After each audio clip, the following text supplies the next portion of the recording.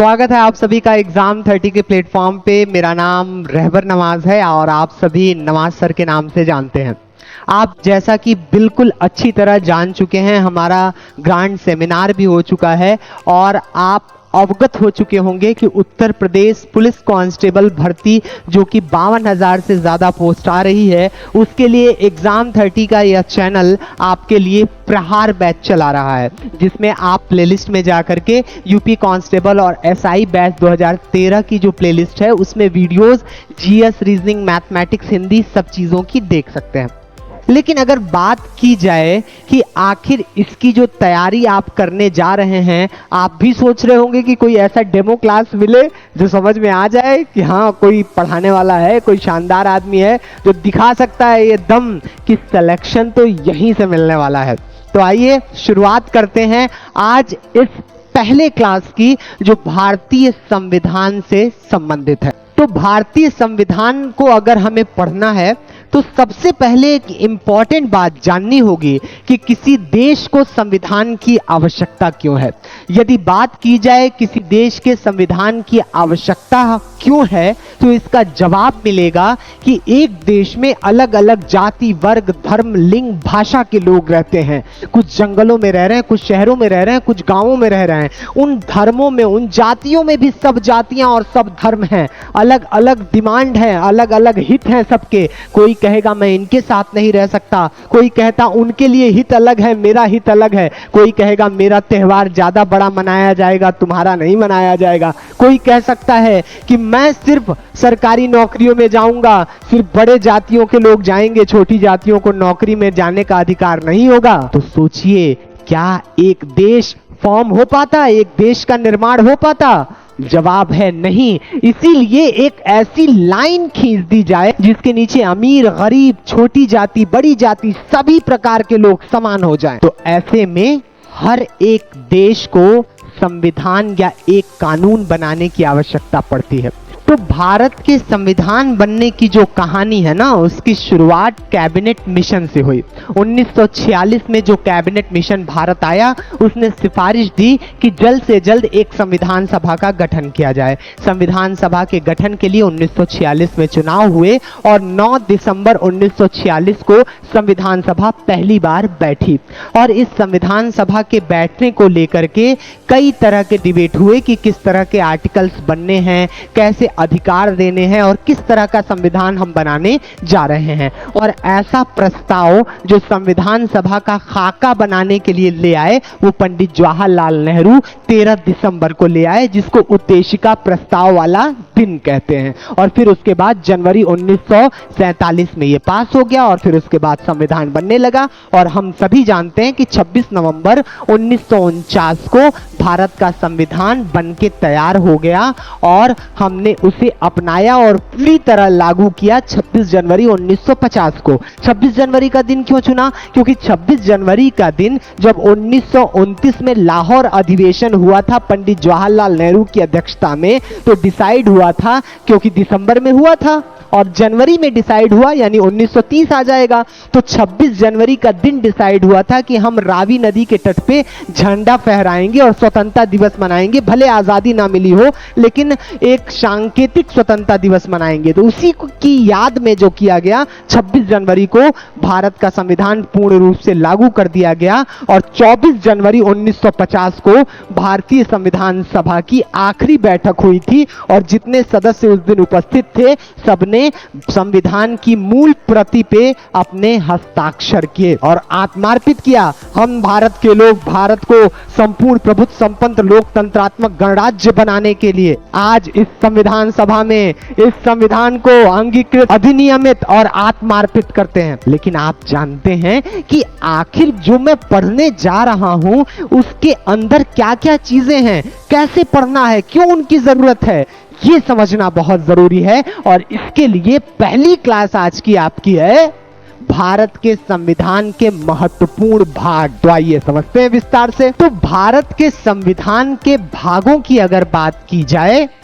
तो भारत के संविधान में अभी वर्तमान में लगभग 22 भाग हैं, लेकिन इसका सब क्लॉज अगर मिला लिया जाता है, जैसे 9A, 9B, 9C, तो फिर ये मिल करके 25 भाग हो जाते हैं। यानी अगर इसके सब भाग को देखा जाए, इसके उपभाग को देखा जाए, तो ये 25 हो जाते हैं, लेकिन ये पूरी तरह से 22 भागों में बटा हुआ है। पहले भाग में बात की गई है संघ और उसके राज्य क्षेत्र के बारे में, जो कि आर्टिकल 1 से 4 तक है। दूसरे भाग में बात की गई है नागरिकता की, जो 5 से 11 तक है। तीसरे भाग में बात की गई है मौलिक अधिकार की, जो 12 से 35 तक है। और चौथे में बात की गई है डीपीएसपी यानी राज्य के नीति निर्देशक सिद्धांत पर। और चौथे ए में यानी पार्ट 4A में बात की गई है मौलिक कर्तव्य की। और फिर पार्ट 5 आ जाएगा आपका। पार्ट 5 में आप देखेंगे संघ सरकार के बारे में है, और पार्ट 6 में राज्य सरकार के बारे में। ये ऐसा ही सीक्वेंसिंग क्यों रखा गया, क्या जरूरत थी? ऊपर नीचे भी किया जा सकता है। तो आप सभी जानते हैं कि हर एक चीज को सिस्टमैटिक बैठाना बहुत जरूरी होता है। ऐसे में एक उदाहरण देकर के आपको समझाना चाहता हूं, जो आपका पूरा ये 1 से लेकर के 6 पार्ट पूरी तरह से क्लियर हो जाएगा। चलिए, क्या है भाई वो तरीका? तो आओ मैं वो तरीका बताता हूं तुम्हें। अच्छा, ये बताओ कि मैं एक जमीन के टुकड़े पर रहता हूं, और उस जमीन के टुकड़े से मैंने कहा यार मैं तुम्हारे वहां निवास कर रहा हूं, रह रहा हूं, लेकिन तुम्हारा कोई नाम नहीं है, मजा नहीं आ रहा है। कोई नाम होता तो मैं कुछ बता सकता लोगों को कि मैं कहां रहता हूं, कौन सी जगह है वो। तो भारत का संविधान कहता है कि लो, मैं तुम्हें पार्ट 1 में संघ और राज्य क्षेत्र में उसके अनुच्छेद आर्टिकल 1 में कहता हूं कि तुम्हारा नाम भारत और इंडिया होगा। भारत और इंडिया राज्यों का एक संघ होगा। तो हमें नाम मिल गया एक देश का, जिसका नाम क्या है? भारत और इंडिया। हमने कहा कि ठीक है भारत के संविधान, तुमने मुझे नाम दे दिया इस देश का कि भारत है और इंडिया है, लेकिन सिर्फ इतना कह देने से तो सुकून नहीं मिल रहा है मुझे, मेरे लिए कुछ और करो। तो कहा और क्या चाहते हो? तो कहा मुझे नागरिकता दो कि फिर कोई छीन ना सके, मैं यहीं रहूं जब तक तुम्हारे साथ न्याय करूं। तो कहा ठीक है, मैं भारत के संविधान के भाग 2 में तुम्हें नागरिकता प्रदान करता हूं, और यह अनुच्छेद 5 से लेकर के 11 तक होगा। हमने कहा नागरिकता दे दी, देश का नाम दे दिया, क्या कुछ ऐसा दोगे तुम कि मुझे तुम पर विश्वास हो कि मैं यहां रहूंगा तो मेरे साथ अन्याय नहीं होगा? कल को तुम कहो कि घर खाली करके निकल लो, तो मैं इतनी आसानी से तो नहीं जाऊंगा। तुमको सींच रहा हूं, तुमको पाल पोस करके इस सरजमीन को जरखेज बना रहा हूं, उपजाऊ बना रहा हूं, बड़े बड़े शहरों का मेरे हाथ निर्माण कर रहे हैं, और तुम अचानक कह दो कि देश छोड़ दो? तो ऐसा तो नहीं हो सकता है, कुछ अधिकार दो। पता चला मैं तुम्हारा विरोध करूं, कोई बात करूं, तुमको फांसी दे देंगे तुमको, तो ऐसा तो नहीं होगा। तो कहा घबराओ मत, मैं तुम्हें एक ऐसा अनुच्छेद, एक ऐसा भाग दे रहा हूं जो तुमको प्रोटेक्ट करेगा, तुम्हारे ही वहां चुनी हुई सरकारों से उनको एक सीमा में रखेगा, ताकि वह यह समझ सकें कि उनको किस सीमा तक कार्य करना है। क्योंकि हर एक मानव का जन्म से लेकर के कुछ मौलिक अधिकार होते हैं, मानवाधिकार होते हैं। तो भारत के संविधान ने कहा हम तुमको अनुच्छेद 12 से लेकर के 36 तक मौलिक अधिकार दे रहे हैं। क्या है ये मौलिक अधिकार? ये एक ऐसा अधिकार है जिसको सरकार मिनिमाइज नहीं कर सकती, और अगर कर सकती है तो जो भारत के संविधान बनाने वालों की सोच थी उसके बियॉन्ड नहीं जा सकती, उसके पार नहीं जा सकती कि पूरा मौलिक अधिकार ही बदल दे। भारत की संसद को संविधान में संशोधन करने का अधिकार है, लेकिन एक केस हुआ था 1973 में, केशवानंद भारती केस।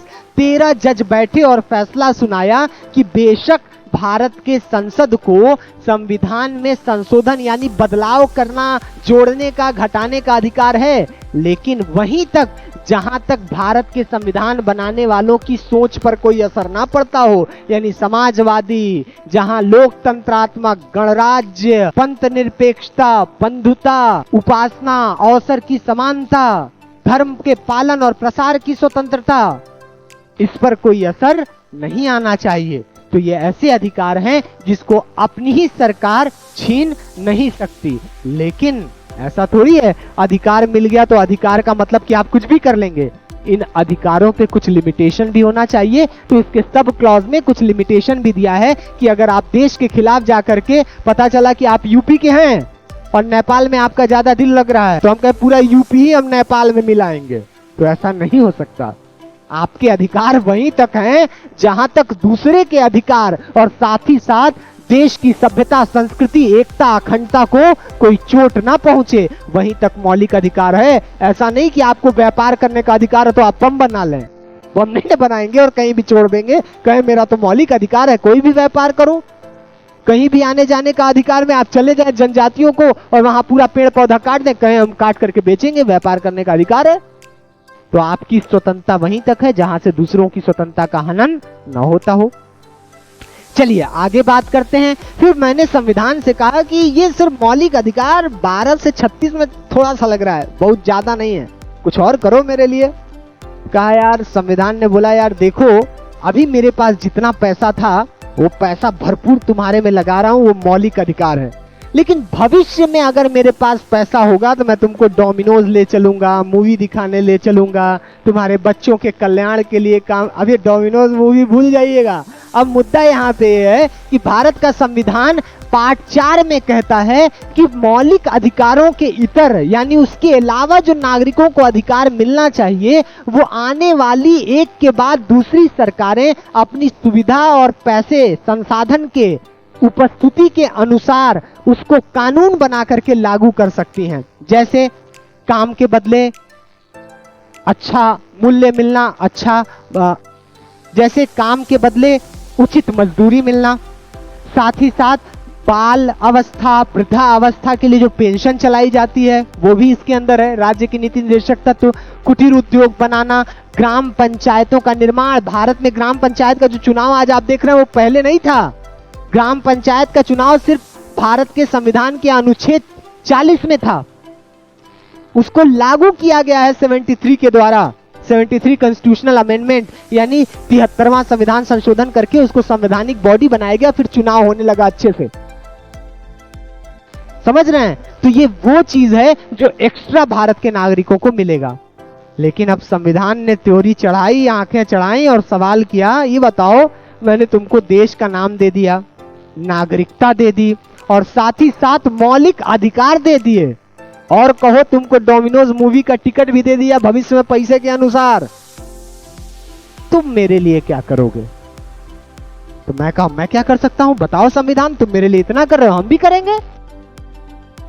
भारत के संविधान ने कहा कसम खाओ कि मैं तुम्हारे लिए इतना सब कुछ करने जा रहा हूं, तुम भारत की एकता, अखंडता, उसके संविधान, उसके राष्ट्रध्वज के साथ अपमान नहीं करोगे, तुम भारत में महिलाओं का सम्मान करोगे, सार्वजनिक संपत्ति का सम्मान करोगे, पर्यावरण का संरक्षण करोगे, तुम किसी भी प्रकार से भाईचारा मेंटेन करने पे काम करोगे, तुम अपने बच्चों को शिक्षा देने के लिए काम करोगे। ये सभी चीजें तुम्हारे कर्तव्य होंगे और सिर्फ तुम नागरिक हो, तुम्हारा कर्तव्य होगा, किसी विदेशी से नहीं कहोगे ये करने के लिए। तो ये सिर्फ किसको अधिकार है? सिर्फ और सिर्फ नागरिकों को है, जो मौलिक कर्तव्य कहलाता है, जो पहले संविधान का पार्ट नहीं था। इसको 42वां संशोधन करके यानी 1 2 3 4 5 6 करके आता होगा, तो ऐसे में जब 42वें क्रम का नंबर आया तब इसको शामिल किया गया था, यानी जब इसको शामिल करना हुआ तब संविधान संशोधन 42वीं संख्या लाई गई।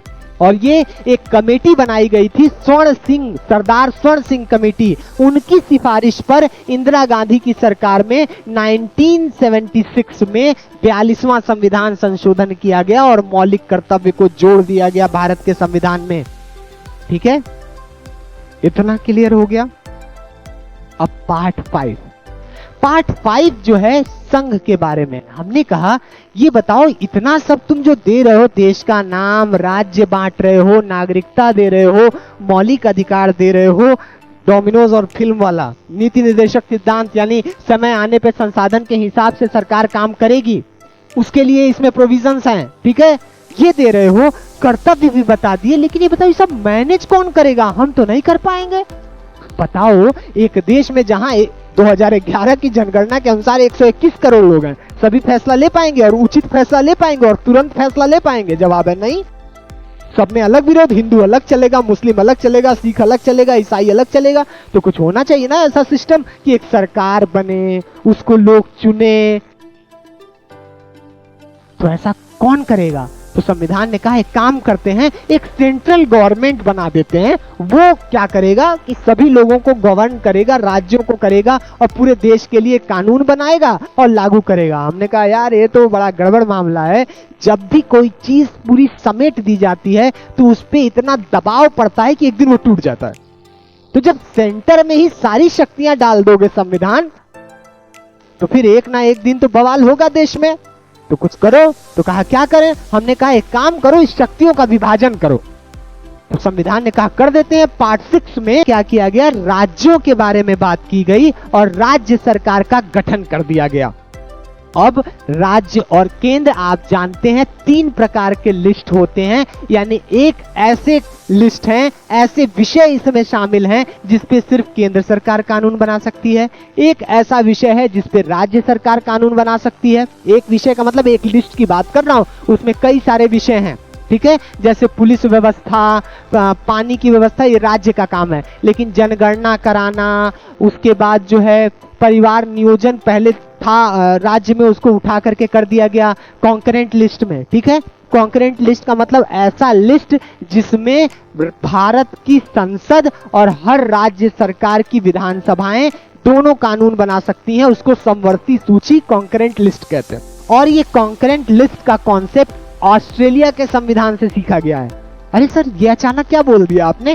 सीखा गया है? जी हाँ, भारत का संविधान पूरी दुनिया में उस वक्त 1946 से लेकर के 49 तक जो देश आजाद हो चुके थे, अपना संविधान बना चुके थे, उनके संविधान का एनालिसिस करके भारत की सभ्यता, संस्कृति और यहाँ के लोगों की भलाई के अनुसार उसमें परिवर्तन करके उन सब अच्छे गुणों को खींच करके भारत के संविधान में शामिल किया गया, ठीक है। तो उम्मीद है आपको ये पार्ट समझने में आसानी हुई होगी, ठीक है। चलिए नेक्स्ट क्लास में हम नेक्स्ट पार्ट को समझेंगे और आप यकीन करिए संविधान को ऐसे पढ़ते जाइएगा, कॉन्सेप्ट क्लियर होता जाएगा। फिर कांस्टेबल की 52,000 सीट छोड़िए, कौन आता है कौन जाता है, एक सीट तुम्हारी है, नवाज सर का दावा है। चलो देखते रहो और जल्द से जल्द ज्वाइन कर लो, रजिस्ट्रेशन फाइनल करके फीस पेमेंट करके आ जाओ, मिल करके तैयारी करते हैं यूपी कांस्टेबल और एसआई की। जय हिंद।